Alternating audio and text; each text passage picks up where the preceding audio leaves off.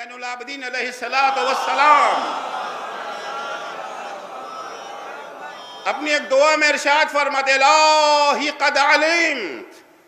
چونکہ آپ جانتے ہیں کہ امام سجاد کا طریقہ تعلیم جو تھا، جو ذریعہ انتخاب کیا تھا اپنے تعلیم امت کے لیے، وہ دعا ہے.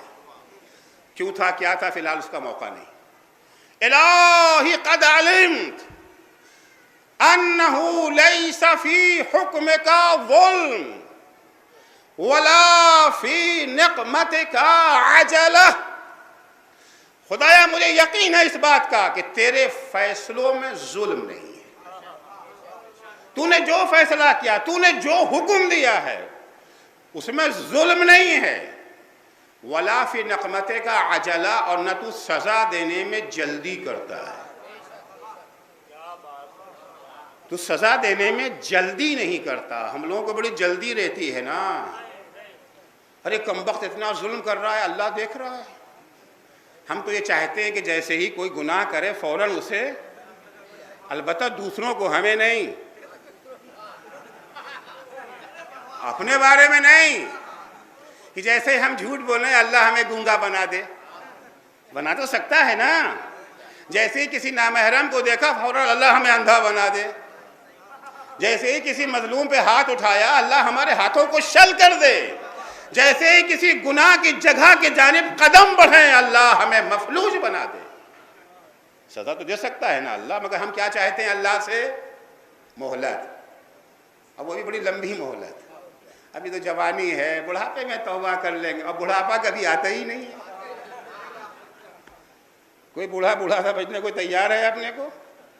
ہم میں سے کون ایسا جو کہ آج ہماری زندگی کا آخری دن ہے؟ آج ہماری زندگی کا اگر یہ تصور آ جائے کہ آج آخری دن ہے، نہیں، اگر یہ بھی پتا چلے ایک ہفتہ باقی ہے، تب بھی ہمارا مزاج بدل جائے گا. تقریباً 80 کی دہائی کا واقعہ ہے. جو لوگ ہمارے ہمسن ہیں وہ اچھی طرح سے اس کو یاد ہوگا. خبر آئی کہ امریکہ کا اسکائی لیب گرنے والا ہے، اور اسکائی لیب جہاں گرے گا پورا خطہ تباہ ہو جائے گا. اور بڑا احتمال یہ تھا کہ وہ انڈیا میں گرے گا. غالباً سن 80 کی بات ہے یہ. میں یہ ایران سے آیا ہوا تھا، ایران میں مقیم تھا، ایران سے آیا ہوا تھا. پورے شہر کا ہمارا حال ہی بدلا ہوا تھا. اپنا محلہ، اپنا خاندان تو پہچانتے ہیں نا، کون کیا ہے، کیسا ہے. جو کبھی ایک وقت کی نماز نہیں پڑھتے تھے اسے مصلی چھوٹ نہیں رہا تھا، کیونکہ احتمال یہ تھا یہی گرے گا ختم. اب 2-4 دن کی زندگی، اس سے زیادہ کی نہیں ہے. سب کے چہرے بدلے ہوئے ہیں، بالکل سارے مومن کی علامتیں چہرے سے نظر آ رہی ہیں. سب مصلی میں بیٹھے ہیں. خیر وہ اسکائی لیب گرا، مگر انڈیا میں نہیں گرا، یا آسٹریلیا وغیرہ قریب سمندر میں گرا. ہاں اب بچ گئے. پھر وہی فَإِذَا هُمْ يُشْرِكُونَ. قرآن کہتا ہے نا اذا ركبوا في الفلك دعوا الله مخلصين له الدين فلما نجيناهم الى البر فاذا هم يشركون. اگر بعضوں کا ایمان جو ہے وہ آم کی طرح فصلی ہوتا ہے، جیسے آم کی ایک فصل ہے نا، ایسے ان کی ایمان کی بھی ایک فصل ہوتی ہے، ایک موسم ہوتا ہے. جب وہ موسم آتا ہے تو مومن ہو جاتے ہیں. البتہ ہر ایک کی فصل کے ٹائمنگ الگ الگ ہے. کسی کے ایمان کا موسم ہوتا ہے 1 محرم سے لے کر کے 8 ربیع الاول تک. 1 محرم. ٹی وی بند کرو ٹی وی. کیوں بھائی، کیا بات ہے؟ ارے محرم کا چاند نکل آیا. بھائی یہ ٹی وی حلال ہے یا حرام؟ اگر حلال ہے تو بند کیوں کرو، محرم ہو یا رمضان؟ اور اگر حرام ہے تو کھولا کیوں تھا؟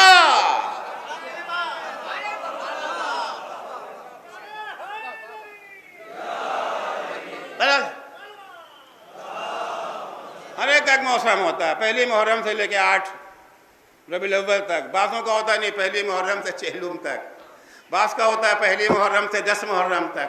بعض کا صرف عاشور کے دن کا ہوتا ہے. دیکھتے ہوں گے سماج میں الگ الگ قسم کے لوگ ہیں، صرف عاشور کے دن وہ مومن ہو جاتے ہیں. بعضوں کا ایمان جاگتا ہے ماہ رمضان میں، اور بعضوں کا رمضان میں بھی صرف افطار کے موقع پر جاگتا ہے.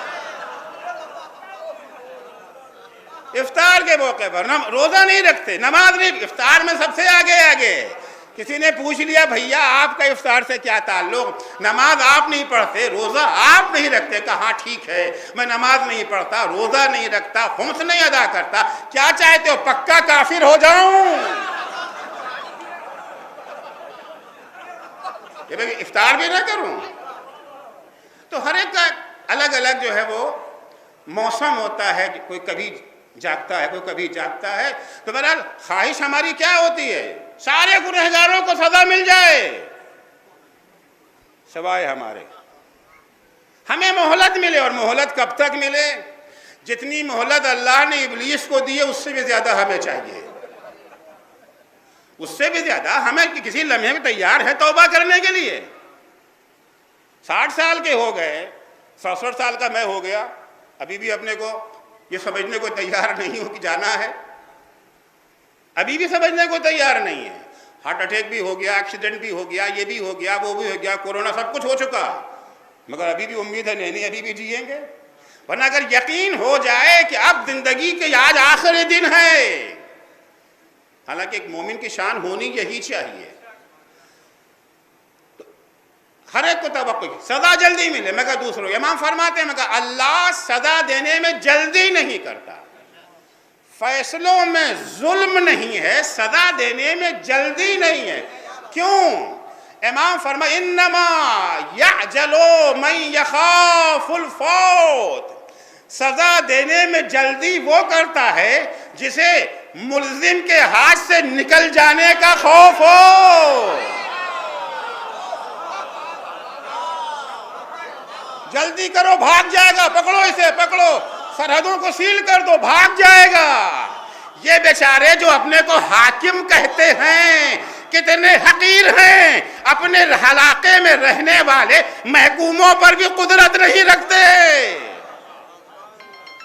ہندوستان میں جرم کر کے بھاگ جائیں گے، پاکستان چلے جائیں گے، پاکستان کا جرم کر کے انڈیا چلے آئیں گے، ایشیا میں جرم کر کے یورپ امریکہ چلے جائیں گے تو بچ جائیں گے نا۔ ہندوستان میں آپ کتنا ہی بڑا جرم کر گیا، پاکستان چلے گئے، مودی صاحب کتنی ڈینگ مارتے رہے، پکڑ کے لا سکتے ہیں؟ اب تک تو ایک کو لا نہ سکے، اب تک تو ایک کو نہیں نہ لا سکے۔ ہاں ہندوستان کے دائرے میں جو رہیں گے ان پر اختیار ہے، جتنا چاہیں ان کے اوپر ظلم کے پہاڑ توڑتے رہیں، کون پوچھنے والا ہے۔